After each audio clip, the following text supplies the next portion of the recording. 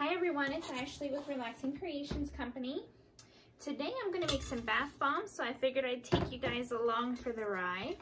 What I'm doing first is I'm just sifting, straining, whatever you want to call it. This is my baking soda. So as you can see how clumpy it is, this came in a bag and they have it pretty jam-packed in there. So I like to make sure that we can get it all broken down.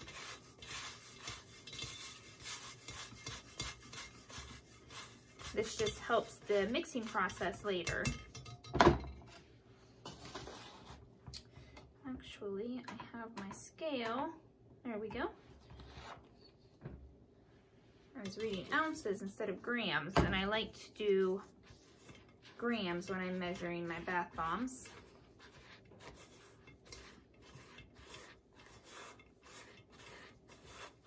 This is not my recipe, so I won't be sharing it today. I will tell you guys what ingredients I'm putting in, just not the exact amounts. So I have struggled with bath bombs for quite some time until I came across this recipe. This is actually Holly's recipe over at Missouri River Soap. I believe she said she struggled with bath bombs for quite some time as well, which is why she decided to go ahead and share her recipe. I'm extremely glad she did, because one of the ingredients that's in this recipe that I really love that was not in some of the others was the SLSA powder, which makes the bath bomb last significantly longer, but also creates those really delightful, creamy, luscious bubbles in a bath bomb. So if you are interested in the recipe, you can go over and find Holly, and she does have it posted, and I know at least one of her bath bomb videos.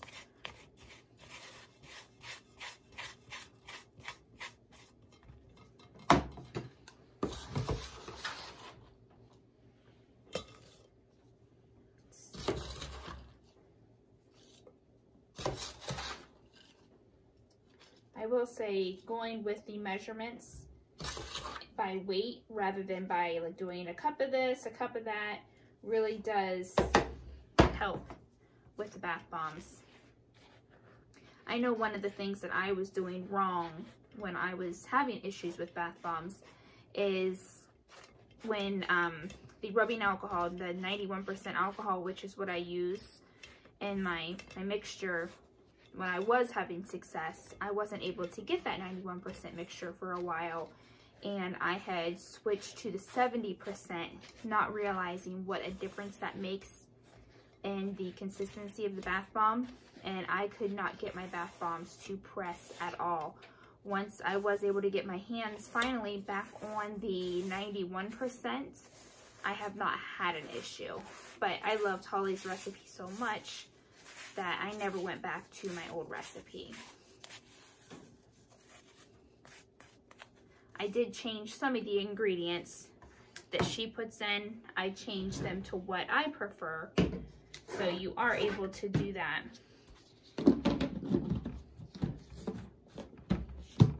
Okay, so this is only our baking soda. Another item that I have trouble with as far as clumping is the buttermilk powder. So I'm gonna go ahead and put in my buttermilk powder now. Let's see here.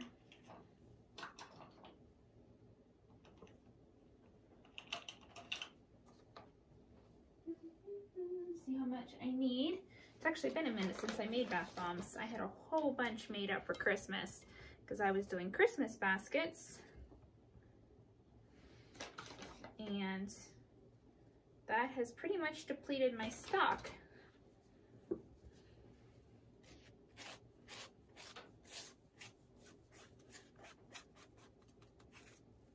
Okay, so I'm gonna go ahead and set these aside for a moment. I'm gonna bring in another container. And in this container, I'm putting my citric acid. I like to measure it up separate because I add it last once everything else is already blended in.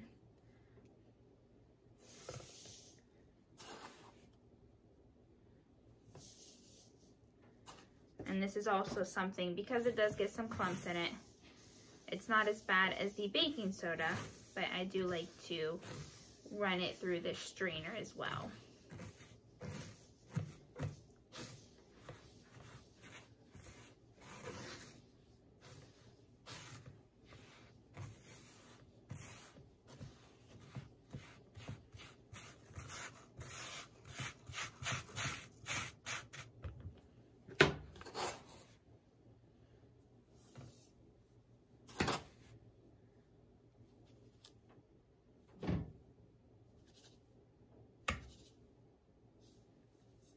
I went over just a little bit.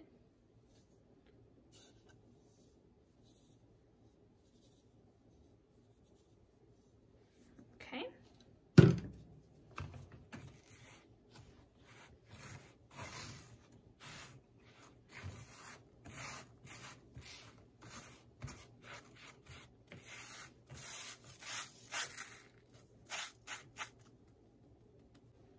And I'm going to go ahead and set this aside. As I mentioned, this will be the last ingredient.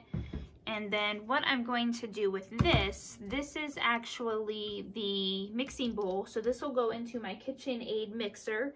Before I do that, I do want to add in some of my liquid ingredients.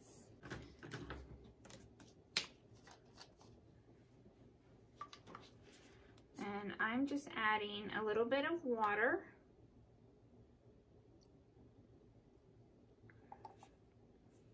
And we're going to go ahead and add in some of the alcohol that we want now.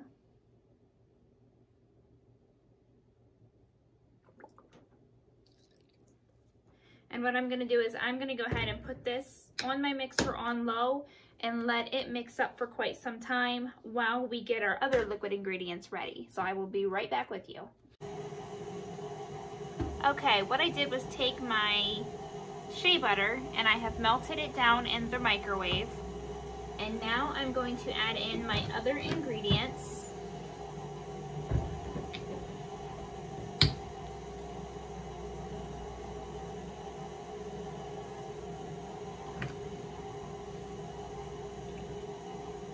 This is more of the 91% isopropyl alcohol. Okay.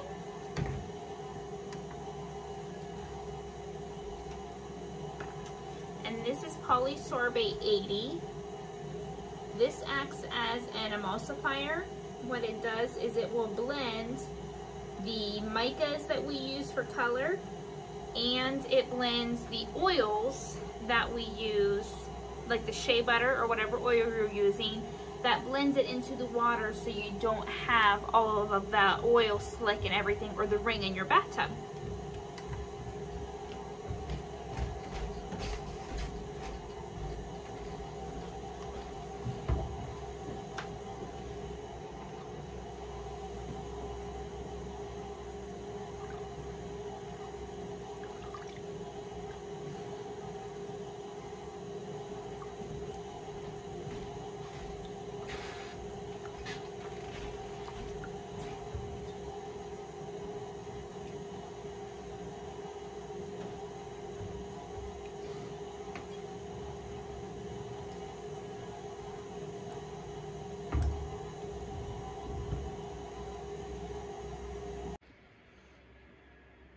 Okay, we are back to the baking soda and the water mixture, and I am just going to add in my kaolin clay.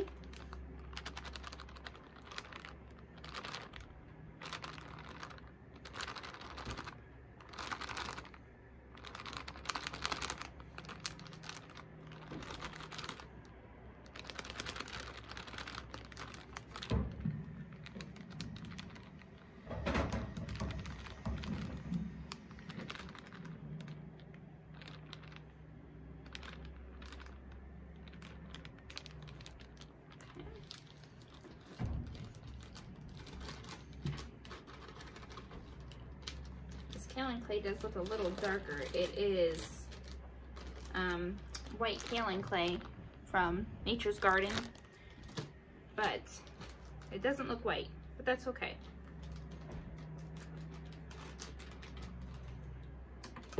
And now I'm adding in the SLSA. I also got this at Nature's Garden.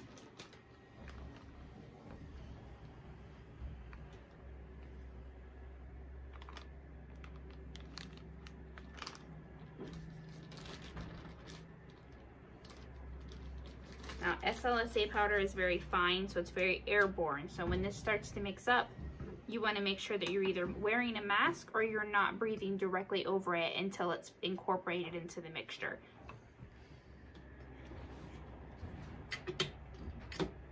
Okay, we are back over to my mixture.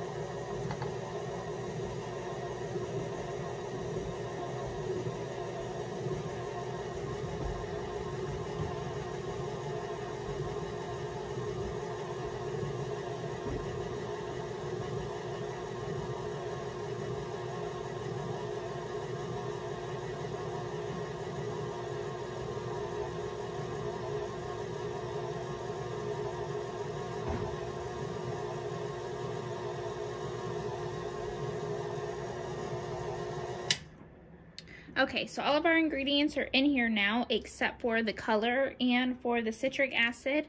What I'm going to do is, now that I have the liquid ingredients in there and it's incorporated that SLSA, I'm going to go ahead and turn this up just a little bit, and I'm going to let it mix for a couple minutes, and then we will add the citric acid.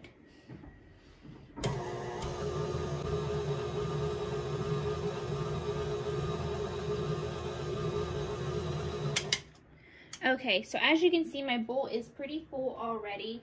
We're going to use Purple Vibrance from Nurture. If you can read the label there, I don't know if it's focusing. This one is safe for bath bombs, so you need to make sure what you're using is approved for what you're wanting to use it for.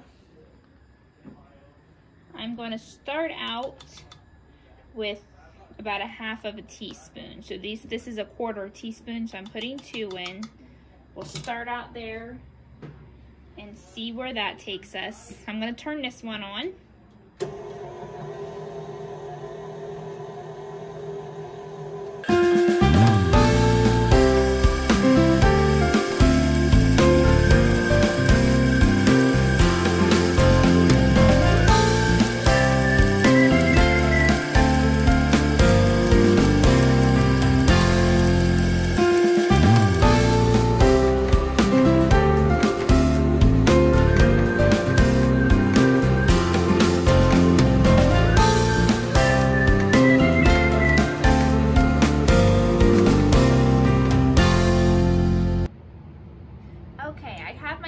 All set up to make some bath bombs. As you can see, I did press a few just to make sure that it was going to work. So I want to show you guys my process. I use a hand press, but it's still better than using the 2 disc. I actually have hand bath bombs right here that you could fill each side of these together and then make a bath bomb with it this way. I actually use these to set my bath bombs down in so they keep their shape, which is the only reason I have these. I have the Miller bath bomb press. It was decently expensive. I believe it was around $400. It was worth the money, but there is much more expensive ones out there. So I am pleased with it. What I'm doing now is putting some lavender buds down inside that little disc, and I'll kind of walk you guys through it better on the next one. But I have 2 colors, and I'm just rotating them, and I know you guys can't see the colors. I couldn't fit everything in the camera here, but I have purple and white, and I have a fair amount more purple than I do white, so I tend to use that one a little bit more. That might change as I press some. I might end up with more purple or more white and have to go back and forth. But right now we're starting off with more purple. And then I press down twice just for good measure. And then this is what they look like when they come out. Now I have this that will help clean up my Saturn ring. This one doesn't look too bad, but what I do is I put this over top and then I take and go around. I actually do this over my bowl, but I want you guys to see. And that just cleans up my Saturn ring. And then this part will be loud, so turn your volume down if you don't want to hear it. I give it a couple taps, and that makes sure that my bath bomb releases. And then for these ones, I just go ahead and put the bath bomb mold over top, flip it, and then I just use a regular cupcake tray to allow them to dry. So let's go ahead and walk through how I did that. I have the bottom part of the mold. Now you don't have to do this step every time, but since I'm putting little lavender buds down in there, if I were to just drop them in and then start putting my bath bomb powder on top, it's going to push them lavender buds and they won't be centered, and I like them to be centered. So I just put some lavender buds, not a lot, just enough that you're gonna see them. If you put too many, and then I can drop this so the weight of the powder will stop the lavender buds from spreading out. But if you put too many lavender buds or other embeds that you're going to use, they don't stick very well. They'll end up falling off. I've had a lot of trouble with putting like Epsom salt just on the ends of my bath bombs there, and they just end up falling off no matter how thin I put the layer. But for some reason I have not had any issues with the lavender buds, so I still do them. And I don't weigh each piece because it ends up getting a little bit more messy. So I just eye it up, and then each of my bath bombs ends up being about the same. I don't pack it down in. Sometimes I'll smack it down on the mold.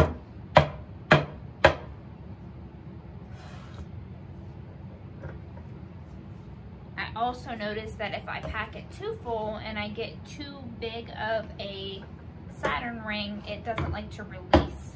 So you will come up with your own style of what works best for you, of course.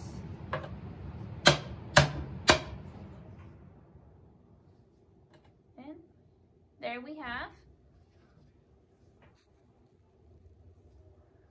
Sorry, my battery did something. So there we have a very pretty bath bomb.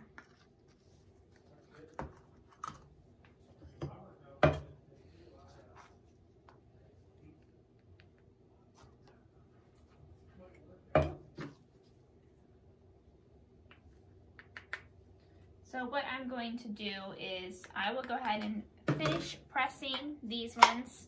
Looks like my phone battery is low. I've made a couple different videos. I film with my phone right now. I would like to get a camera. But right now my phone works fine for me. So I'm gonna go ahead and press these. Okay guys, we were able to get 22 out of this batch. I would have had 24, but I did break 2 of them.